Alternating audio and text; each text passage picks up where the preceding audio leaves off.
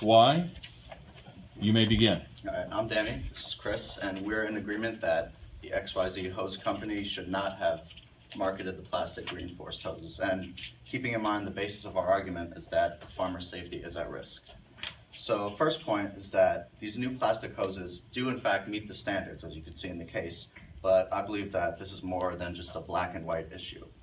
And it goes on in the case to say and explain that the hoses are proven to degrade and begin leaking, and although the standards are met, it's easy to see that as time goes on, when the hoses degrade, they won't actually meet those standards that they met when they were not degraded.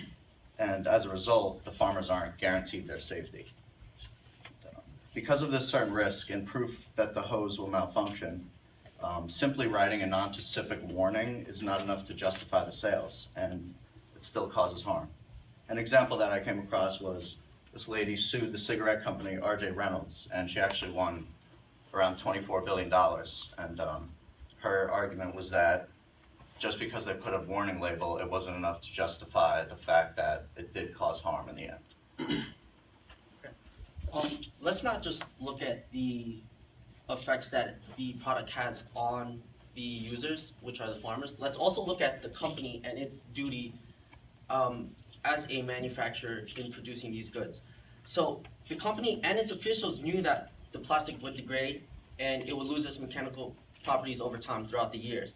The opposition did state that warnings were placed on the products. However, the warnings only stated that the products are being suggested to be replaced periodically, which we both believe that it isn't a sufficient enough warning, or it's not sufficient amount of information for the operators to be using these products. We both believe that companies should put the safety as well as the interest of the consumers first before profits, and this may also ask the company to disclose any information that is important in operating these products. Just a few examples. Take this Tylenol bottle, for example. On the back, it gives you directions. On the back, it also gives you warnings as to how the causes and effects that may ensue from using this product. It also gives you warnings if you have specific conditions or specific medical-like conditions, you may not want to take this product. Look at IKEA and the directions that they give you. Look at how like ASME talks about rules of practice, where engineers shall hold paramount the safety, health, and welfare of the public.